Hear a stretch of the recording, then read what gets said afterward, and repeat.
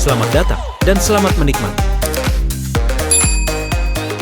Sesuai dengan yang dijanjikan oleh Jin Hyuk, lantai ke-20 dibuka bebas bagi semua orang. Tara Chen dan suku Black Hills menjadi pemandu dan penanggung jawab atas tambang dan peralatan. Lantai ke-20 berubah total menjadi tempat yang berbeda. Para resentful spirit ditempatkan untuk bertanggung jawab dalam area bisnis dan tempat istirahat.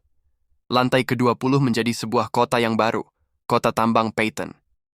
Patrick Schinder, ketua Guild Titan berkata, sebuah ekonomi baru telah lahir dengan cepat di tempat yang dulunya hanya hutan dan monster. Ia rasa seluruh tanah di Tower of Trials dapat dikembangkan.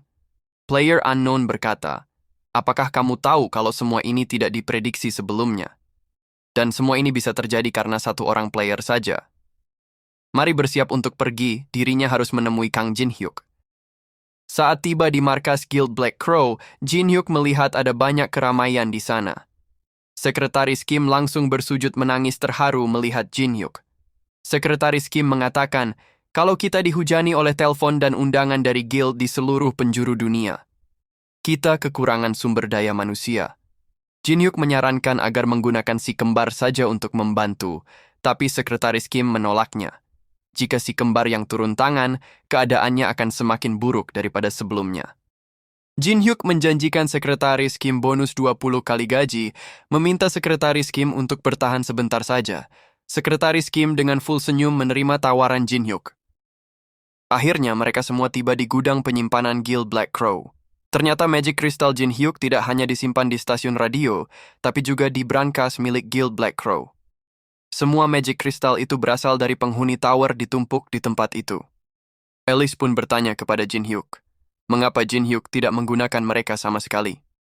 Jin Hyuk berkata, Magic Crystal ini mengandung mana dari tower. Sistem mengakui Magic Crystal sebagai sesuatu yang berharga.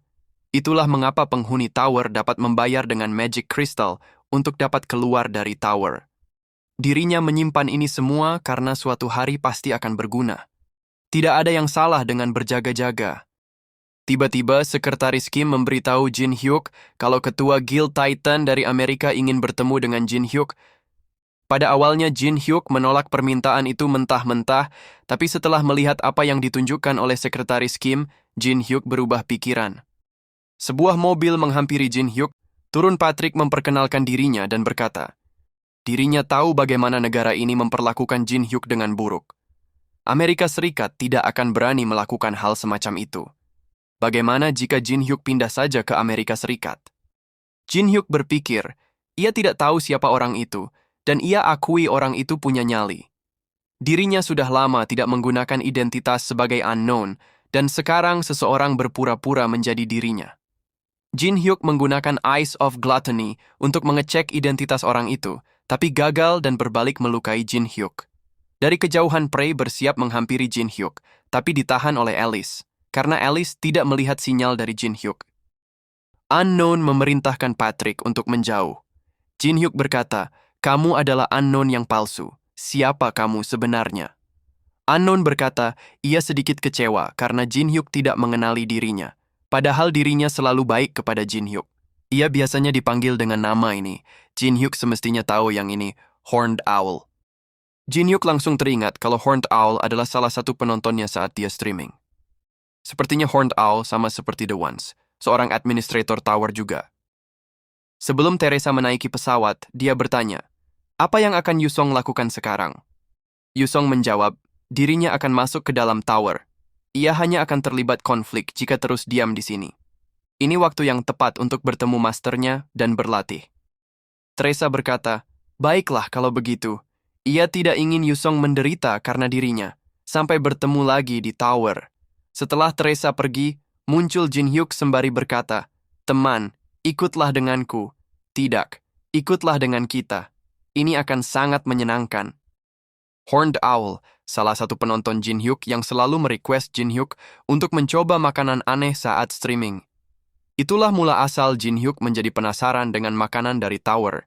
Dan sekarang orang itu berdiri sendiri di hadapan Jin Hyuk. Sebelumnya Horned Owl berkata, hanya satu yang ia inginkan. Ia hanya ingin ikut raid bersama Jin Hyuk. Jin Hyuk akan segera menuju lantai ke-23 untuk mendapatkan Sun Spring Water yang akan digunakan untuk menghidupkan kembali Yggdrasil. Jangan khawatir, dirinya tidak akan memaksa Jin Hyuk, itu bukan gayanya. Tapi ingat, ini baik-baik. Jika Jin Hyuk menolak tawarannya, Jin Hyuk akan kehilangan kesempatan untuk mengungkap rahasia Tower of Trials. Dan satu hal lagi, Jin Hyuk tidak dapat membawa teman dalam raid ini. Ia tidak ingin yang lain mengetahui identitasnya, kecuali mungkin untuk satu orang. Saat sampai di lantai ke-23, Jin Hyuk berlaku seperti orang tidak berdosa berjalan dengan muka ceria. Yusong memukul tangan Jin Hyuk dan bertanya, apa yang sedang terjadi, siapa orang itu, dan mengapa dia menggunakan topeng? Jelaskan. Jin Hyuk berkata, tidak bisakah kamu berlaku seperti teman sungguhan untuk kali ini saja, Yusong? Ia akan menjelaskan semuanya nanti. Dan berhati-hatilah. Dirinya masih belum tahu apakah orang itu teman atau musuh. Orang itu adalah makhluk yang tidak dapat kita kalahkan sekarang, walaupun kita berdua menyerangnya bersamaan.